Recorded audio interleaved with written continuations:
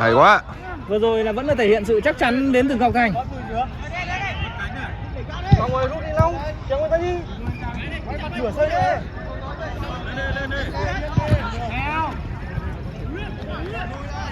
Anh Tú! Anh Tú! Rất tốt! Ôi! Đã có bàn thắng thứ hai dành cho QM. Và cái duyên ghi bàn của Cao Long, bóng đã tự tìm đến chân của anh. Cái chân gỗ này ngày hôm nay khá tốt, rất ngoan.